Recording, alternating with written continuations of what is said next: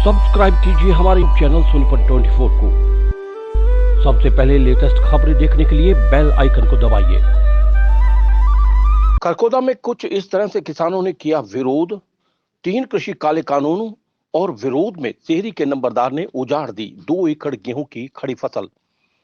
Kharghoda block के गांव सेहरी के बलवान नंबरदार ने बताया कि सरकार द्वारा किसानों के खिलाफ लाए गए 3 कृषि काले कानूनों के विरोध में 2 एकड़ गेहूं की खड़ी फसल को अपने ट्रैक्टर से उजाड़ दिया।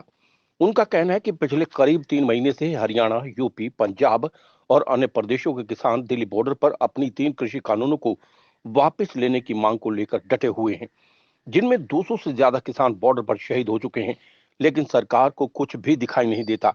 भारत का किसान बर्बादी की कगार पर है। किसानों का दर्द कोई नहीं समझता। किसानों का कहना है कि एक किसान अपनी फसल को अपने बच्चे की तरह पालता है, पर आज सरकार की क्रूरता को देखते हुए नंबरदार ने खुद ही अपनी 2 एकड़ खड़ी गेहूं की फसल को अपने हाथों से उजाड़ दिया। वहीं अन्य किसानों का भी यही कहना है कि अगर सरकार 3 कृषि काले कानून वापस नहीं लेती तो ये अभी शुरुआत है, जल्द ही अन्य गांव के किसान भी इसी तरह से अपनी खड़ी फसल को उजाड़ देंगे। सोनीपत 24 के लिए सोमपाल सैनी की रिपोर्ट। नाम देवेंद्र जी, गांव शहरी है। ठीक है जी। अरे ये जी किला हमने तो बतला लिया जी, हमारे पास कोई भी साधन कुछ भी नहीं रहा जी। टोटे में इतने आगे इस तरह अलग और हमारे द्वारा कोई भी चारा नहीं है। हमने पूरे गांव नहीं बदला, 2-2, 2.5 किले सब न बाढ़े है। कति हो आखिरी हथियार ही हो है हमारे पास, क्योंकि आगे फसल पक जाएगी, फिर हम फूके फिर दूमेगा फारो केस फिर बनेगा।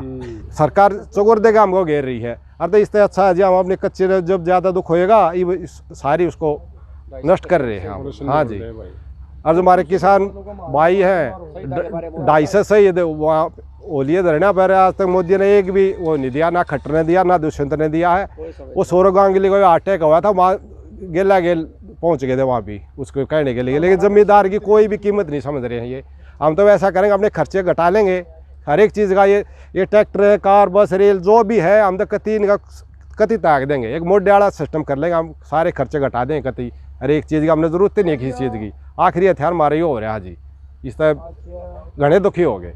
किसान रतिराम, गांव गोरड जी। बताओ क्या बताना। मैं बताना ये चाहता हूँ कि जो सरकार के तीनों काले कानून थे, उन्होंने हमारी दशा ऐसी बना दी कि हमारे जो किसान भाई हैं वो बॉर्डर पर पड़े हैं, और उन कानूनों के भय से हमने ये पता लगा कि हमारी फसल हम खेत में बा देंगे तो ठीक रहेगा ना, वहाँ सड़क पर डाल करनी पड़ेगी। ये ऐसे कानून हैं। देखिए माने रखते हैं, हम अपने बच्चे के समान अपनी फसल को पालते हैं। आज मैं बहुत दुख के साथ बहुत ही पीड़ा हो रही है। हम अपने बच्चे का सिर काट रहे कि हम अपनी फसल का सिर नहीं काट रहे। अब क्या करें कि सरकार ने हमारे को बाध्य कर दिया, इसलिए हम बाध्य हो गए इस फसल को पालना ही उचित समझा। लेकिन आने वाले टाइम में आज ये आंदोलन हम बुजुर्गों के हाथ में है, लेकिन अगर ये आंदोलन थोड़े टाइम के अंदर, थोड़े समय के आगे जवानों के हाथ में जाएगा, हम बेबस हो जाएंगे। नहीं पता वो जवान क्या फैसला लेते हैं। वो जवान हो सकता है हम उनको काफ़ी मनाओगे, आज भी वो करेंगे आंदोलन हमारे हाथों में थे। आने वाले समय में फसल पककर तैयार हो जाएगी। अगर जवानों के हाथ में आंदोलन चला गया तो हम बुजुर्ग बेबस हो जाएंगे। वह आग भी लगा सकते हैं, वह कुछ भी कर सकते हैं। जवान हमारे से लाचार हो जाएंगे और जवानों के हाथ में आंदोलन गया और यह सरकार भी बेबस हो जाएगी। सरकार द्वारा कोई चारा नहीं रहेगा। मोनू तोमर, गाँव गोरड से है। हाँ, किसान भाई है। और तीनों कानूनों को देखते हुए हमें ऐसा लग रहा है 2022 तक कोई भी आदमी गरीब नहीं बचेगा। कुछ तो भूख से मरेंगे, कुछ नफरत से मिलेंगे और कुछ कोरोना से मरेंगे, और जो बाकी जीवित रह गए वो उससे मर जाएंगे कर्जे से। आज के हालात को देखते हुए ये और काले कानून इसके न वापस लेने पड़ेंगे। और ये हमारा जो ये 56 इंची करता फिरता है ना, घूमता फिरता, ये उन 2 अमीरों का हुक्का भरिया है। और इससे ज़्यादा शर्मनाक और क्या बात होगी जी।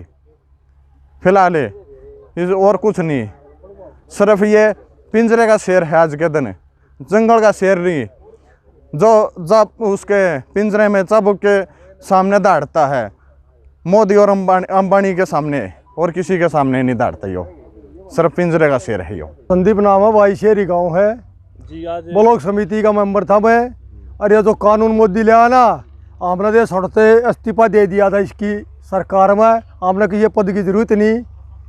और भाई गेहूँ सारे पाओगे मारे हैं 40 गांव दे आगे और हम बतला लिए रोज के गांव में 15-16 बीघे धरती पाओगी लगातार घूमते रहेंगे चाहे सरकार मान जा ना तो हम तो खाने के रखेंगे अपने अपने मजदूर भाई आगे सब क्या इन्हें नष्ट करेंगे हम ना छोड़े क्या इन्हें हमारे पास कर्जा शहर भाई की तरह सोसाइटी का कि तो भाई क्रेडिट कार्ड का रखा भाई इनका कर्जा हो जाएगा अंबानी हरेगा ठीक है छोटे छोटे पाड़ेगा भी ना खोल यार कौन पाड़ेगा गदर बचा दिया है ये दोस्त मारिया वोटा तो बनी रहा किसान मजदूर की तो मारे लाठी देने लग रहा है क्या तरीका भाई हो आंगा मानिए तो हम लोग मान रहे भाई कहती है गधा जिस चौरा मोड़ दिया बोझ लाद दिया पछो मारे डीजल पेट्रोल का देख ले क्या हिसाब हो रहा है कोरोना में एक जमींदार का चल रहा था व्हीकल उस समय 30 रुपया बता दिया था इन्हें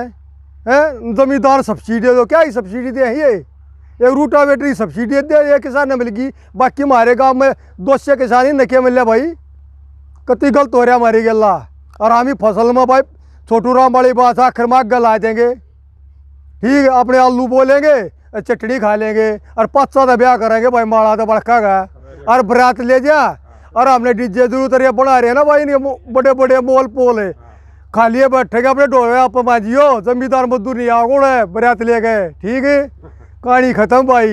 मैं बलवान सिंह गांव शेरी का किसान हूं।